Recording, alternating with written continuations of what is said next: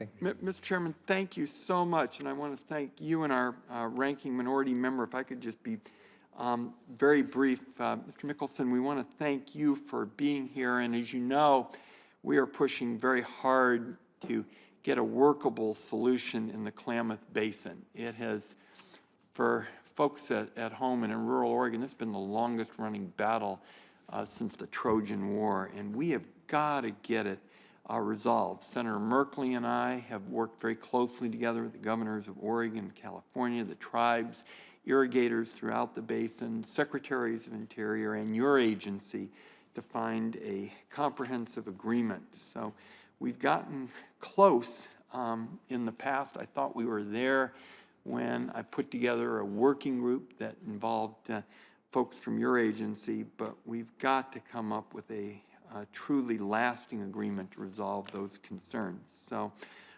if we don't, farmers get hurt, ranchers get hurt, the tribes get hurt, and of course we set back the effort to protect wildlife in the basin as well. This is going to be a very difficult water year. I think all my colleagues in the West know that we're looking at maybe one of the most challenging years since the early 2000s. A low snowpack, warm winter, irrigators literally and figuratively feel the heat. So we've appreciated the fact that you in particular have had a great presence in the region. We want to thank you for being on the ground.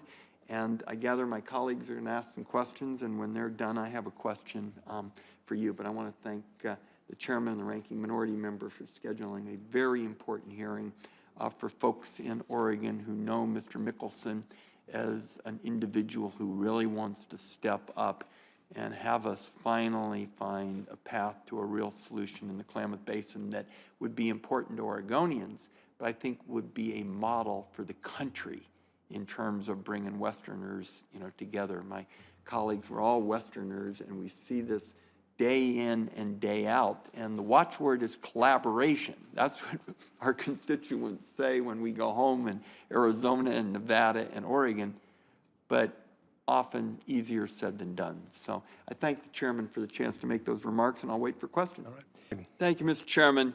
Mr. Mickelson, you've heard everyone here, Democrats and Republicans, really zero in on one word, which is collaboration, which is the key to resolving so many of these natural resources questions. And I want to zero in on the Klamath Basin because that's obviously important to my constituents. And I also think if we can get it resolved, it's going to be a national model for dealing with contentious water issues. As you know, when I was chairman of this committee, we had a working group, and I thought we were on the cusp of being able to finally resolve this. We had basically almost all the stakeholders together, the administration, the governors. I thought we were there.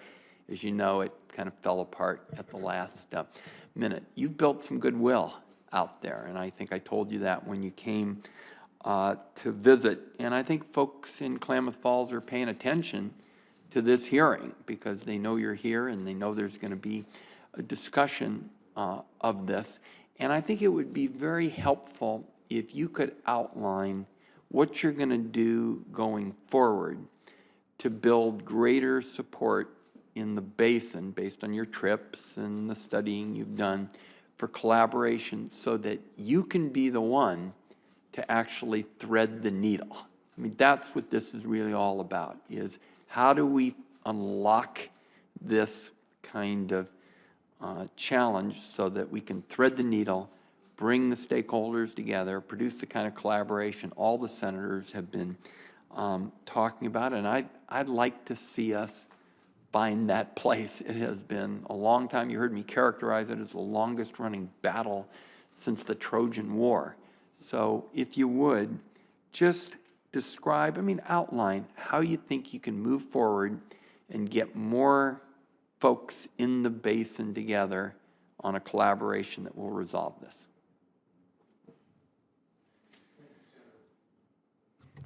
Thank you, Senator Wyden. And let me preface my remarks by saying that I have been engaged in collaborative, consensus-based conflict resolution processes for almost 3 decades.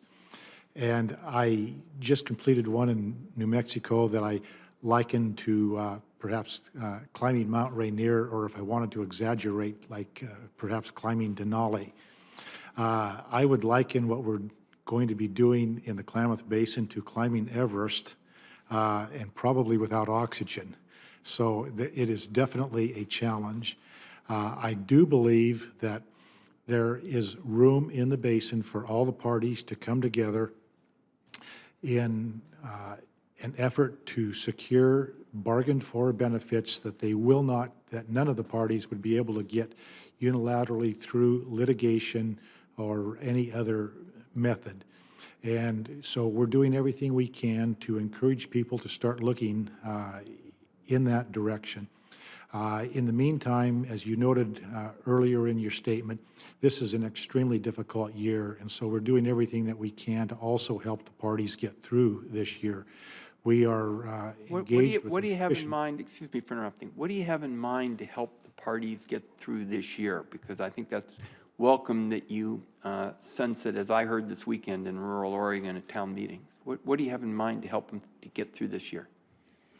On the agricultural side, we are doing everything that we can to secure enough water to make the injunctive flows that we have to in the basin, and we're discussing with the parties the possibility of perhaps adjusting the dilution flow in particular, because we do believe that we will be able to make the flushing flow that's required by the court.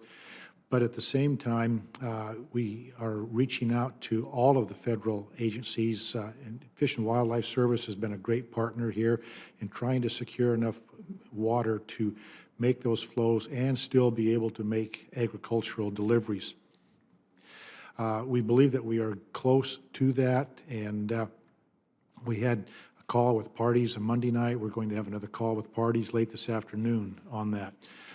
With respect to the fisheries in the fishery in the lake, we have a trust responsibility and an ESA responsibility to make sure that the 2 species of endangered suckers do not go extinct. And we are doing everything we can, again, working with Fish and Wildlife Service to make sure that that doesn't happen. Fish and Wildlife Service have a hatchery program going at this time.